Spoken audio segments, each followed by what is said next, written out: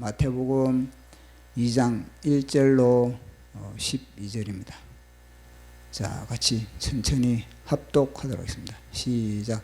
헤롯 왕 때에 예수께서 유대 베들레헴에서 나심에 동방으로부터 박사들이 예루살렘에 이르러 말하되 유대인의 왕으로 나시니가 어디 계시냐? 우리가 동방에서 그의 별을 보고 그에게 경배하러 왔노라 하니 헤롯 왕과 온 예루살렘이 듣고 소동한지라.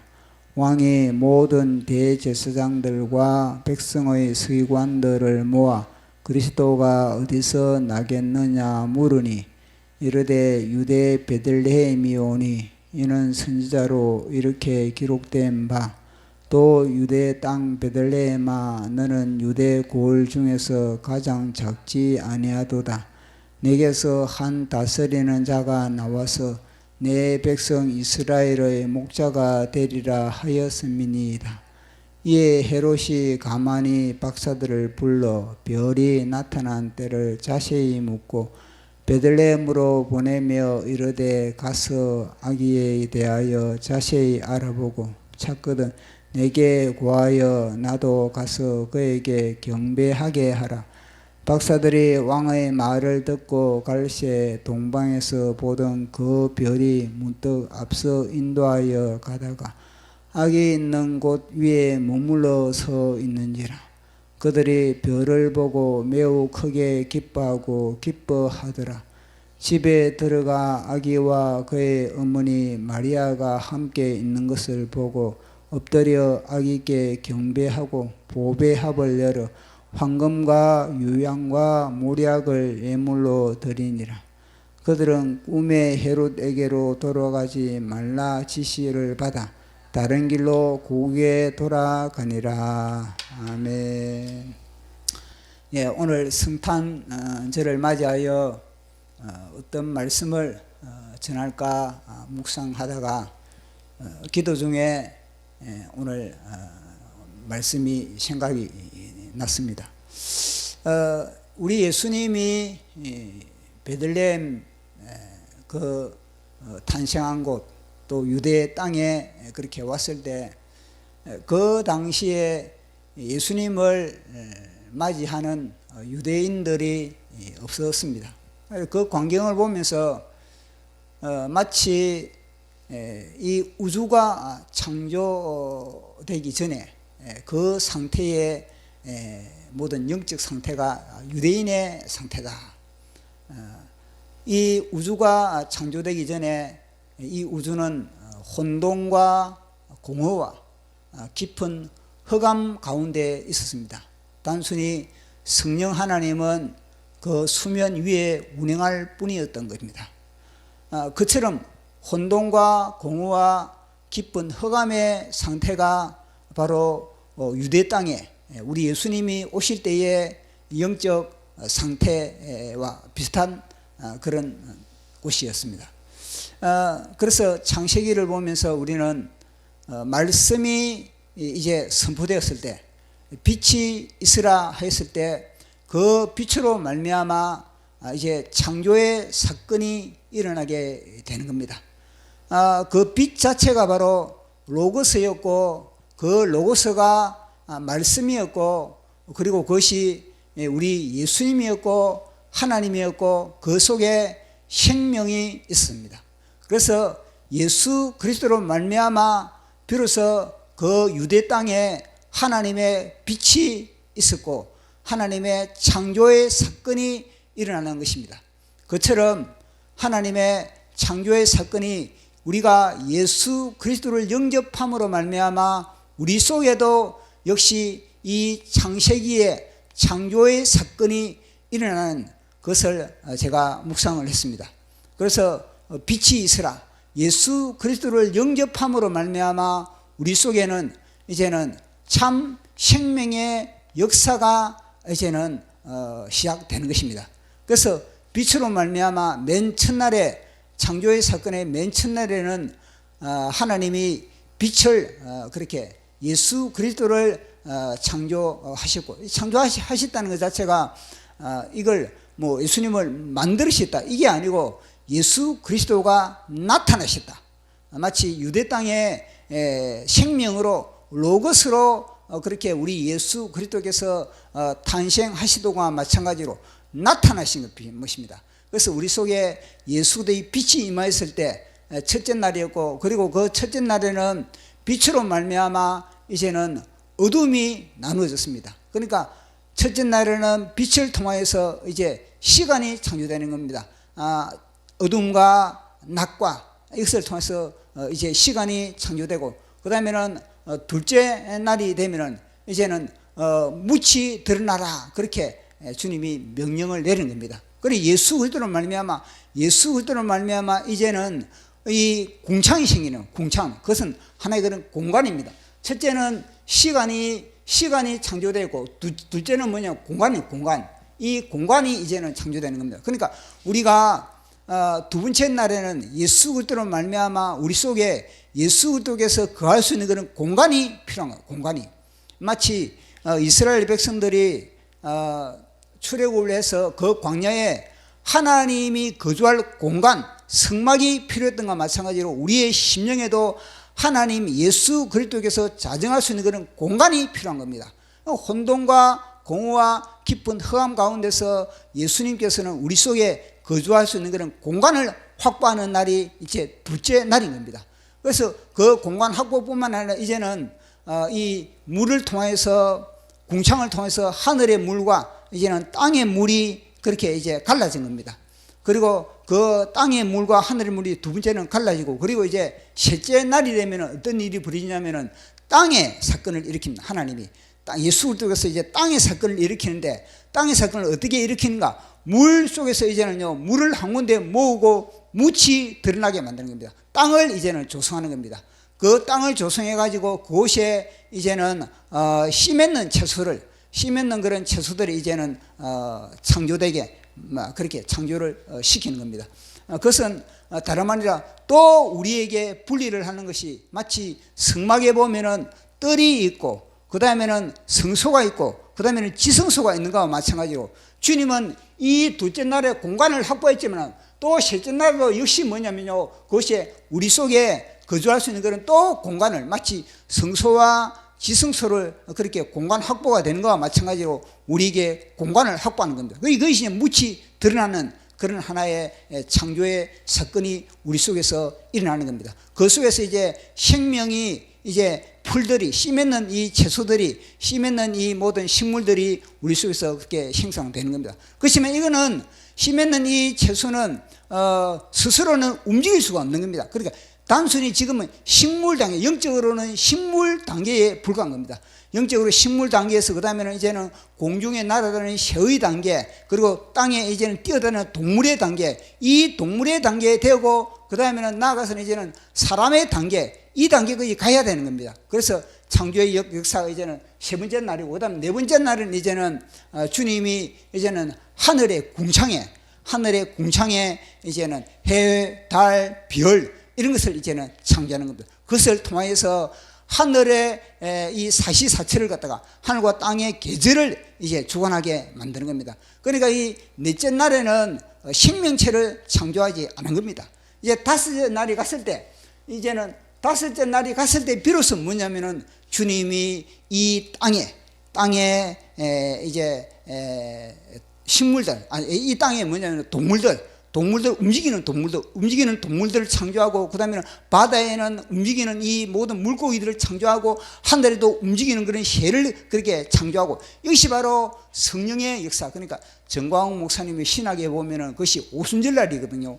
오순절날 성령의 역사, 그 성령의 역사로 말미암아 비로소 뭐냐, 생육하고 번성하고 충만한 그런 복이 임하는 겁니다. 그러니까 지금까지 첫째 날에도 복에 대해서 이야기를 하지 않고, 둘째 날에도 복에 대해서 이야기를 하지 않고, 셋째 날에도 복에 대해서 이야기를 하고, 넷째 날에도 복에 대해서 이야기하지 않고, 다섯째 날에 복을 명한 겁니다. 다섯째 날에 복을 명했다는 이 자체는 뭐냐, 확대하라, 번성하라. 그러니까 확대와 번성이 있을 때 우리가 성령님으로 말미암아 우리 속에 갇혀있는 이 믿음이, 우리 속에 갇혀있는 이 신앙이 이제는 확대되는 거, 밖으로 이제는 확장되는 거. 그러니까 땅끝까지 복음을 전하라, 이 명령처럼 바깥으로 확장됐을 때 비로소 그것이 뭐냐? 보이라는 겁니다. 그처럼 이제는 이 다섯째 날, 그럼 여섯째 날도 역시 뭐냐면요, 복을 명했거든요. 이 여섯째 날은 다름 아니라 사람을 창조하는 겁니다. 사람을 창조하는 복되어라. 그러니까 내가 하나님이, 이거는 하나의 그런 사명입니다. 사명. 생육하라, 번성하라, 충만하라, 정복하라, 다스리라. 이거는 통치명령이거든. 그러니까 짐승은 통치명령을 두지 않은 겁니다. 그러나 사람에게만, 유일하게 사람에게만 통치명령을 준 겁니다. 이거는 하나님께서 너희에게 주신, 우리에게 주신 사명이거든요. 이 사명은 정광 목사님 이걸 갖다가 천년왕국으로 그렇게 해석을 하고 있는 겁니다. 그 마치 우리는 이제는 천년왕국을 다스리는 통치권, 예수 그리스도의 통치권, 철장 권세를 가질 수 있는 그런 능력이 성령님으로 우리에게 주어지는 겁니다. 그래서 일곱째 날에 대한 영원한 하나님의 안식을 누리는 그 사건. 그래, 이 창조의 사건이 우리 예수 그리스도로 말미암아 우리 속에서 이루어지게 되는 겁니다.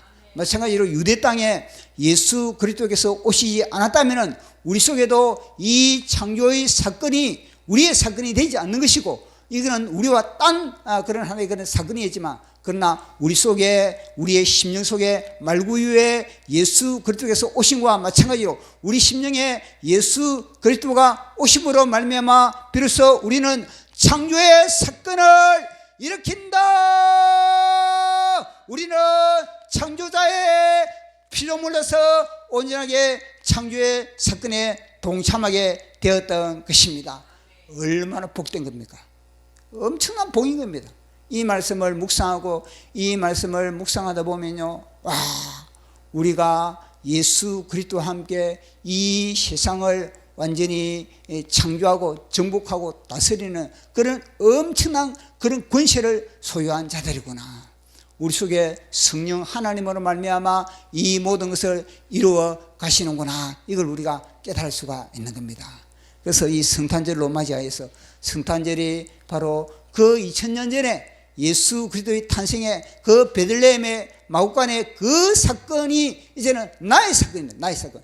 내 심령의 말구유에 예수 그리스도께서 빛 되시는 예수님, 로고스 되시는 예수님, 말씀 되시는 예수님, 참빛 되시는 예수님이 자정하심으로 말미암아 이 모든 사건들을, 생명의 번성의 역사가, 창조의 역사가 이루어지게 된다는 것을 우리는 알 수가 있는 겁니다. 그런데 우리는 참 오늘 본문의 내용을 보면은 유대인들은 예수 그리스도를 받아들이지 못하고 있는 겁니다. 아기 예수가 태어났다고 이 동방박사들이 먼 길을 하늘의 별을 따라, 예수 그리스도의 별을 따라 그렇게 왔지만은, 그 소식을 전해 주었지만은, 베들레헴에 이제 예루살렘에 이 예수 그리스도의 그런 별이 이제는 그곳에 도착해서 그들에게 복음을 전했습니다. 유대인의 왕 복음을 전하면은 그들이 그 복음을 듣고 이제 예루살렘에서 베들레헴까지 가야 됨에도 불구하고 그들은 가지 않는 겁니다. 이것을 보면서 너무나 안타까운 겁니다. 그 유대인들에게는 뭐냐? 눈이 가려져 있다는 것. 그것을 보면서, 야, 그들이 몇천 년 동안에 그들이 대대로 메시아에 대해서 그들은 갈망이 있었던 겁니다. 이 메시아는요, 그 역사의 척추였습니다. 그들은요, 축적된 그런 기도를 축적하고, 그리고 예언을 축적하고, 끊임없이 메시아의 오심에 대해서 그들은 기다렸던 겁니다. 그렇지만 막상 그 땅에 예수님이 왔을 때는 그들은 영접하지 못했던 겁니다. 기다림이 없어서 영접하지 못한 것이 아니라 그들은요, 준비가 되어 있지 못했던 겁니다. 예수 그들을 마음에 받아들일 수 있는 그런 말구유가 그들은요, 비어있지 못했던 겁니다. 그들에게는요, 다른 하나의 메시아가 들어 있었다는 겁니다. 그러면은 그들이 왜 진짜 이 메시아를 받아들이지 못했는가? 그 속에 다른 메시아는 뭐란 건가? 그것은 다름 아니라 이 예언서에 보면요, 성경에 보면은 이 메시아에 대한 두 가지 그림이 있습니다. 한 가지 그림은 뭐냐? 어린 양으로 우리에게 오시는 메시아. 또 한 가지 그림은 사자로 오시는 메시아. 제가 이 그림을 그렸지 않습니까? 어린 양 예수 그리스도. 그러니까 우리의 죄악과 우리의 저주와 우리의 질병과 우리의 모든 고통, 우리의 모든 죽음을 친히 담당하셔서 우리 주님이 십자가에서 우리의 죄를 짊어진 그 어린 양의 모습으로 이 성경이 그림을 그리고 있는 어린 양의 모습에 예수 그리스도가 있는 겁니다. 또 하나의 그림은 뭐냐면요, 이 사자의 모습입니다. 유다 지파의 사자, 이 사자는 철장 권세로 말미암아 이 모든 사탄의 권세를 깨뜨리고 모든 죄악을 처리하고 모든 악의 무리를 짓밟는 철장 권세로서 통치하는 이 만왕의 왕, 평화의 왕, 이 사자 다윗의 유다의 지파 사자의 이 그림이 있는 겁니다. 그런데 이 유대인들이 어떤 그림을 그들의 마음속에 담고 있었습니까? 어떤 그림을 그들의 마음속에 담고 있었기에 우리 예수 그리스도를 갖다가 영접하지 못했겠습니까? 보십시오. 그들은요, 이 어린 양 예수 그리스도를 그들의 마음속에 그림으로 가지고 있지 못했던 겁니다. 이 그림을 가지고 있는 것이 아니라 그들은요, 이 그림을 그들은요 구했던 겁니다. 유다 지파의 사자, 철장고세를 가진 저 사자를 그들은요 간절히 갈망을 했다는 겁니다. 왜냐하면요, 그 당시 정치적 상황이 그랬던 겁니다. 로마로부터 압제를 당하고 있는 그런 상황이었던 겁니다. 그러니 로마로부터 핍박을 당하고 있던 그런 상황이니까 그들은요, 우리가 이 땅에서 우리가 저 로마로부터 해방을 우리가 해야 되겠다. 그러니까 당연히 이걸 받아들이는 거예요. 유다 지파의 사자, 해방하는 사자, 혁명을 일으키는 사자, 적을 물리치는 사자, 정복하는 사자. 그러니까 이 그림이 너무나 이것이 선명하기 때문에 그들 민족의 가슴 속에 이 그림을 너무나 선명하게 그들이 담고 있었기 때문에 이 그림을 갖다가 어린 양의 예수 그리스도를 영접할 수가 없었던 겁니다. 이게 우상이 되어버려요. 우상이 하나님의 말씀을 그대로 백지상대로 받아들이는 것이 아니라 그들이 조각을 내어가지고 이 그림을 그들이 받아들이고 있는 거예요. 이것이 바로 우상입니다. 우상. 순서적으로도 그러거든요. 이것이 먼저고, 첫 번째는 이 세상의 죄를 짊어지고 가는 어린 양이 먼저 와야 됨에도 불구하고 그들은 이걸 이걸 무시해버리고 이것을 갖다가 그들은요 받아들이고 있는 겁니다. 이것도 하나의 우상입니다. 우상. 자기가 만든 어린 양 예수 그리스도가 아닌 자기가 만든 메시아. 이게 더 위험한 겁니다. 그 속에 세상의 신을 믿는다든지 그 속에 다른 종교를 가지고 있다면은 그 사람은 변화될 가능성이 있는데 그 속에 예수님의 이름으로 뭔가 하나님의 말씀과는 이상한 그런 형태로 흘러가는 이것이 바로 이단이거든요. 이단이 들어가 있는 그 심령을 변화시킨다는 것 자체는 굉장히 어려운 겁니다. 마치 유대인들이 그런 상태였던 겁니다.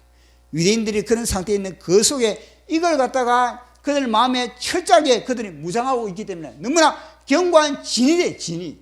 견고한 진을 차리고 있으니까 이걸 갖다가 깨부순다는 것 자체가 너무너무나 어려운 것이 아닐 수가 없는 겁니다.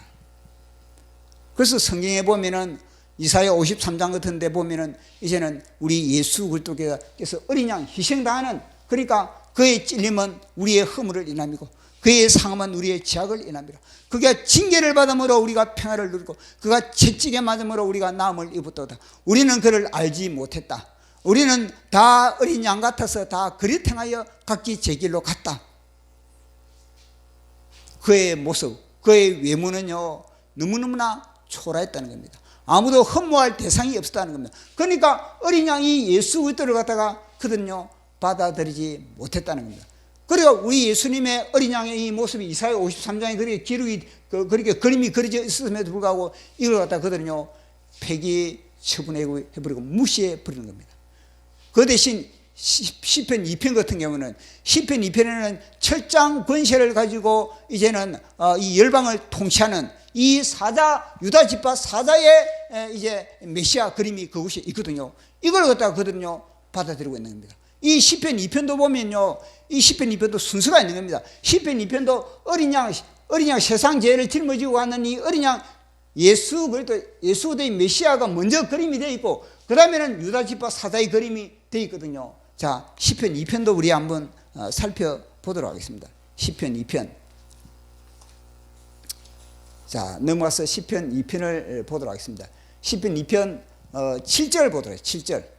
시작. 내가 여호와의 명령을 전하노라. 여호와께서 내게 이르시되 너는 내 아들이라. 오늘 내가 너를 낳았도다. 이거는요 어린 양 예수의 모습입니다. 어린 양 예수님. 오늘날 내가 너를 낳았도다. 이거는 낳았다 하는 것 자체는 탄생의 의미가 아니라 이거는 뭐냐면요 기름 부음의 의미입니다. 기름 부음에 하나님께서 예수 그리스도에게 성령의 기름 부음을 받는 그걸 갖다가 낳았도다 이렇게 표현을 하는 거거든요. 이때는 이거는 뭐냐 어린 양 예수 그리스도의 표현을 시편 2편에 방금 읽은 그 구절은 이야기를 하고 있는 겁니다.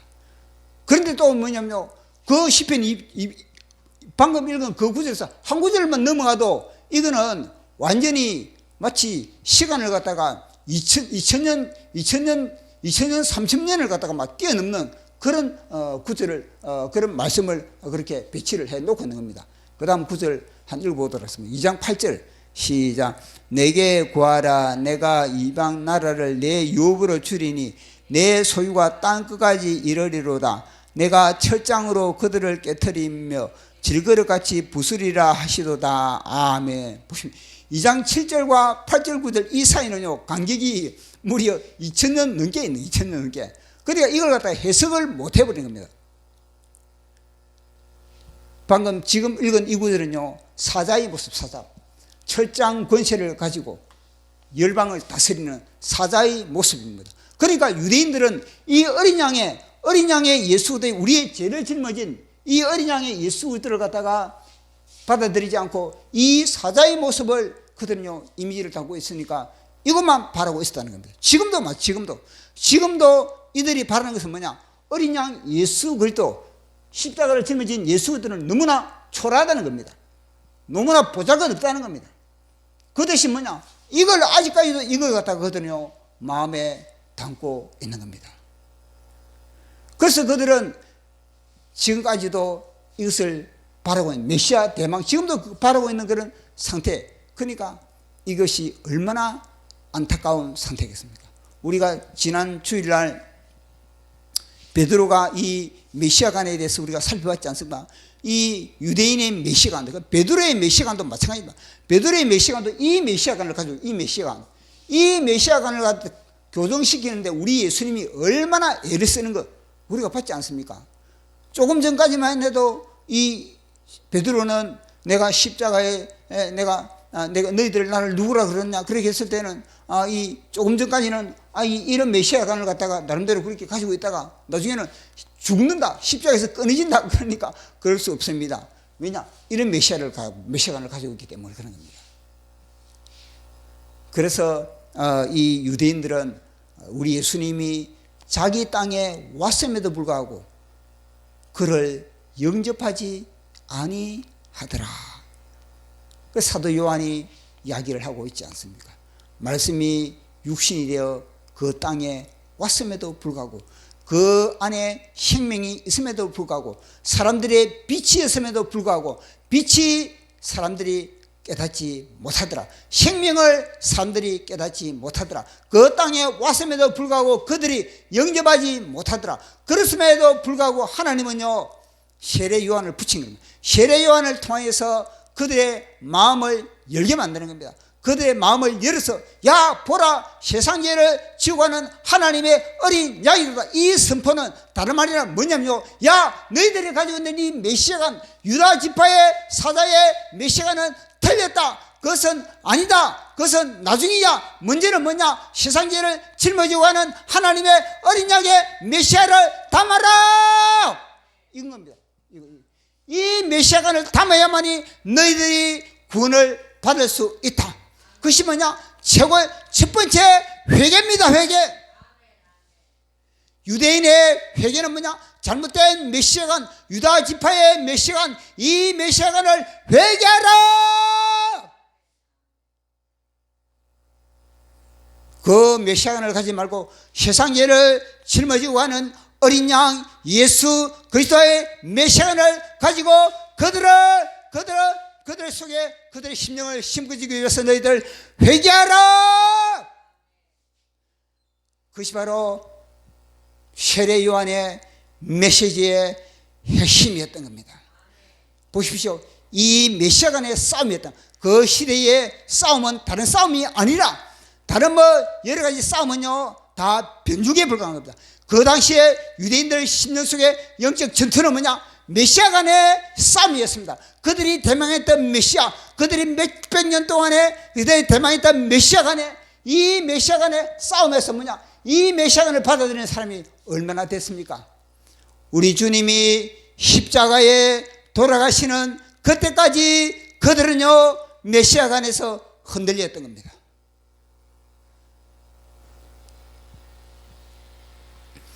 그들의 눈은 봉함이 되었던 겁니다.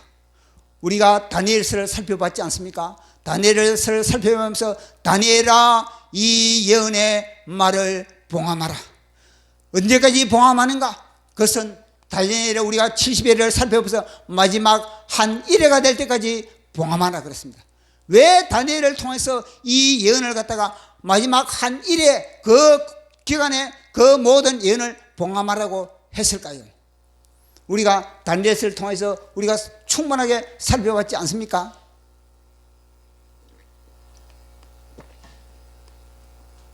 고레스의 칙령이 떨어졌음에도 불구하고 고레스의 칙령이 떨어졌음에도 불구하고 이 유대인들은요 포로귀환을 해야 됨에도 불구하고 포로귀환을 하지 못했습니다. 약 100만이 바벨론에 그렇게 흩어져 있었던 겁니다. 바벨론에 흩어져 있었음에도 불구하고 고레스의 칙령이 떨어졌을 때 겨우 5%만 그들은요 포로귀환을 했습니다. 겨우 5%만 그들은요 성전 짓기 위해서 그렇게 포로귀환을 했던 겁니다. 그래서 하나님은요 이들에게는 예언의 문을 열어줄 수가 없다. 이들에게는 예언의 문을 열어준다는 것은 더 그들에게 부담이 되지 예언의 문을 열어줄 수가 없다. 그래서 뭐냐? 다니엘아 이 예언의 말씀을 봉함하고 있어라. 그러나 이 예언의 말씀이 이 유대인들에게는 봉함되었지만 그러나 이방인들에게는 이 예언의 말씀이 봉함되지 않았던 겁니다. 보십시오. 그 포로기한 때 이방인들이 얼마나 몇 프로나 차지했습니까? 우리가 살펴봤지 않습니까? 5만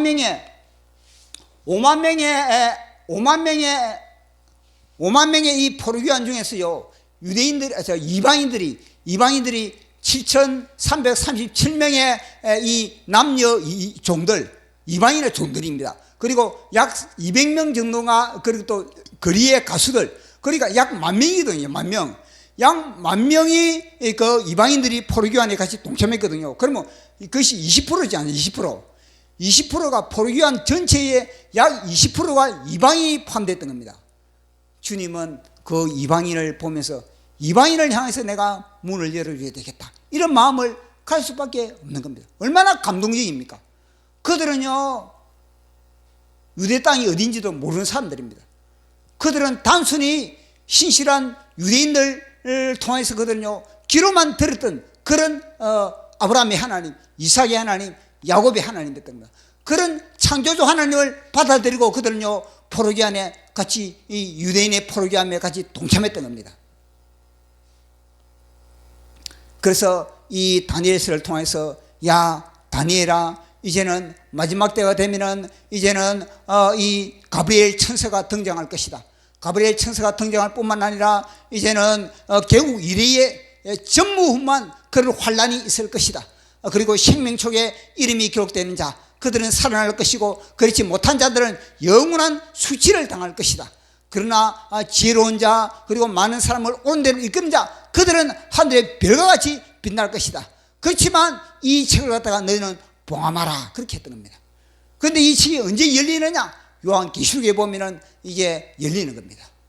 요한계시록에 보면은요 이 사도 요한을 통해서 이 책이 열리는데 이 책을 여는데도 뭐냐? 그곳에도 어린 양 예수 그리스도로 말미암아 이 책을 열게 되는 겁니다.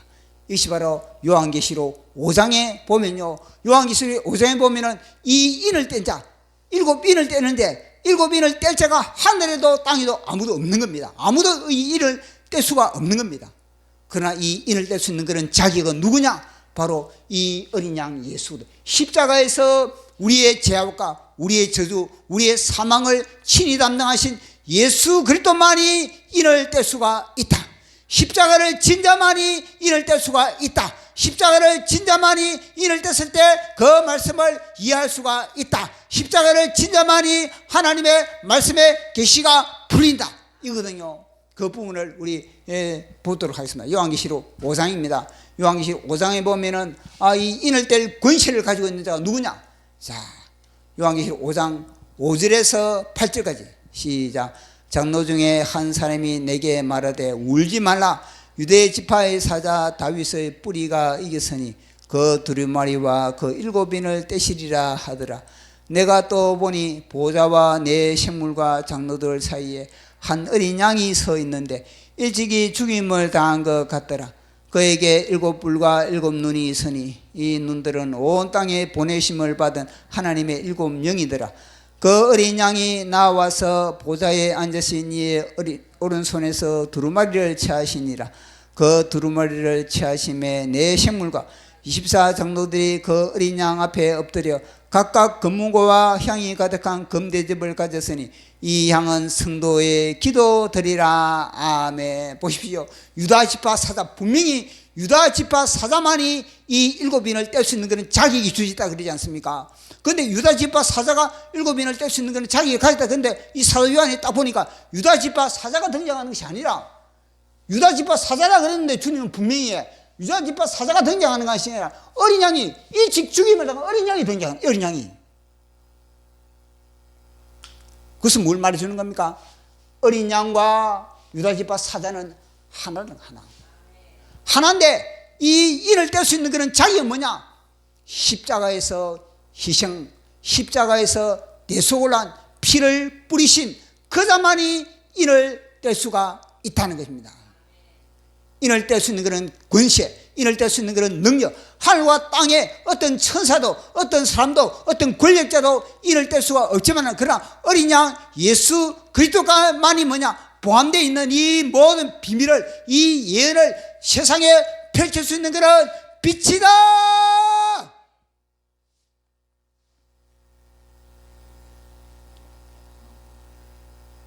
그래서 유대인들은요 예수 그리스도를 영접할 수가 없었다는 겁니다. 왜냐? 그들에게는요 포함되어 있는 말씀이니까, 포함되어 있는 예언이니까.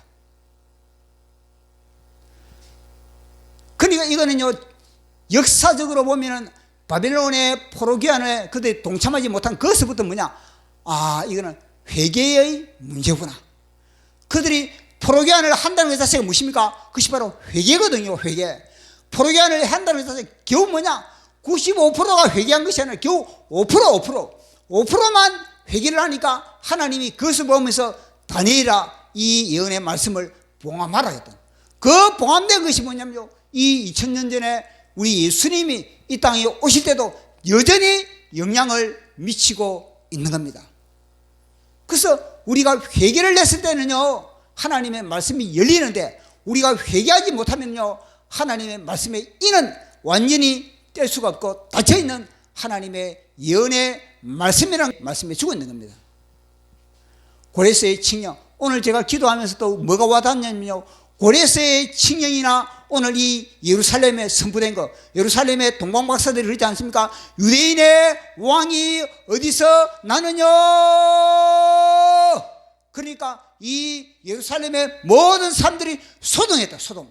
그걸 갖다가 기쁨으로 할렐루야, 우리가 바라던 메시아, 그 메시아가 오셨다, 완전히 기쁨으로 받아들이는 것이 아니라 그들은요 타라소, 완전히요 긴장했다. 그들은 충격을 받았다. 그들은 놀랬다. 그들은요 경기가 일어났다. 이것이 뭐냐?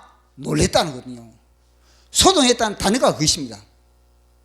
벌써 뭐냐면 벌써 무엇입니까? 받아들이는 자세가 틀렸다는 겁니다.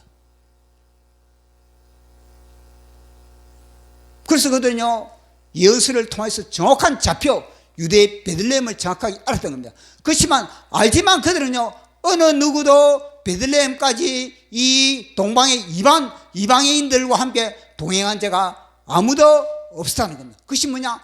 교만하다. 그것이 뭐냐? 강박하다. 그것이 뭐냐? 예언의 말씀이 막혔다는 겁니다. 지식은 있습니다. 지식은 있지만은 마음이 열려있지 못하다는 것을 말씀해 주고 있는 겁니다. 그것이 바로 고레스의 칙령과 마찬가지다. 고레스가 너희들은 돌아가라, 너희들은 유대 땅으로 돌아가 하나님의 성전을 지어라, 하나님이 유대 땅에 하나님이시다. 그 선포에도 유대인들이 전혀 돌아갈 생각을 하지 않은 것과 마찬가지로 오늘 이 예루살렘에 이 동방박사들이 선포하지 않습니까? 그의 유대인의 왕이 어디서 났느냐, 그 좌표가 어디냐, 그렇게 했을 때 그들은요 반응만 했지 아무도 돌아가지 않았다, 아무도 액션을 취하지 않았다, 아무도 움직이지 않았다는 겁니다. 마치 바벨론에서 그들이요 눌러앉았던 것과 마찬가지로 이 예루살렘에서도 그들이요 여전히 눌러앉고 있다는 겁니다.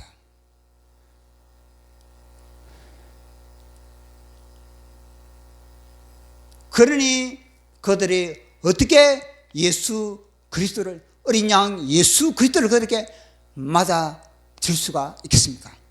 그래서 그들은요 끝내는요 십자가에 못 박아버린 겁니다.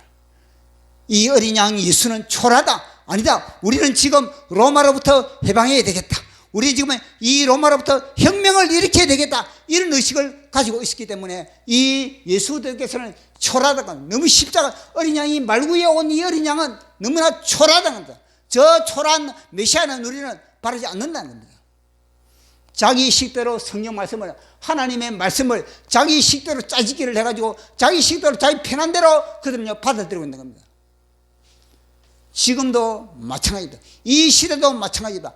하나님의 말씀을 편향대로 자기가 받아들이고 있는 겁니다. 내가 좋아하는 말씀과 내게 이익이 되는 말씀만 받아들이고 아멘하고, 나에게 이익이 되지 않는 십자가, 자기를 부인하고 자아를 십자가에 못 박는 이 모든 십자가의 메시지는 길을 닫고 무시해버린 겁니다. 그들은요, 유대인들은요 말씀도 자기 마음대로 취사 선택을 했던 겁니다. 말씀도 자기 마음대로 취사 선택을 하고 또 말씀도 순서를 어겨버린 겁니다. 어린 양이 먼저지 어떻게 이 유다 지파 사자가 먼저입니까? 그들은요 어린 양 이 예수들이 먼저 오심에 대해서는요 무시해버린 겁니다. 순서가 틀린 겁니다. 질서를 지키지 않았던 겁니다. 질서의 하나님은요 질서에 따라 이 창조의 역사를 우리가 살펴봤지 않습니까? 첫째 날에는 빛을 창조하고 두 번째 날에는 공간을 창조하고, 그러나 그 공간에 이제는 또 이 하나님께서 생명을 창조하고 공간을 확대시키고 하늘의 생명, 땅의 생명 다 질서가 있는데 이 유대인들은요 그 질서를 갖다가 깡그리 무시해버린 겁니다. 이 시대도 마찬가지입니다. 하나님의 질서를 지켜야 되는데 질서를 지키지 않고 자기 마음대로 하나님의 말씀을 짜집게 하고 변경시키고 완전히 그렇게 난도질을 해버리는 그런 시대에 우리가 지금 살아가고 있는 겁니다. 우리는 지금 다시 오실 예수 그리스도로, 이제는 진짜 유다 지파 사자로 오시는 예수 그리스도, 이 예수들을 맞이하는 것은요 이것도 반드시 순서가 필요한 겁니다. 우리가 어린 양 예수들을 우리가 마음속에 받아들이지 못하면 사자 유다 지파 만왕의 왕 철장구세를 가신 예수님을 영접할 수 없다. 십자가 없는 영광은 없는 겁니다. 십자가의 치열한 전투가 없는 승리는 없다. 십자가의 죽임이 없으면 부활이 없는 겁니다. 십자가를 통해서 비로소 유다 지파의 철장모세를 가신 이 왕권으로서, 통치권으로서 주님의 사명을 이루는 것은 없다. 그걸 갖다가 이 성탄절을 맞이해서 우리에게 메시지를 주님은 날리고 있는 겁니다. 과연 너는 어떤 메시아를 바라느냐, 어떤 메시아를 너는 기다리고 있느냐, 순서가 맞느냐, 너희 편향대로 너가 말씀을 짜집고 있지는 않느냐, 그런 질문을 이 시대 대한민국뿐만 아니라 전 세계를 향해서 주님이 말씀을 날린다. 이곳이 베들레헴 말구유입니다.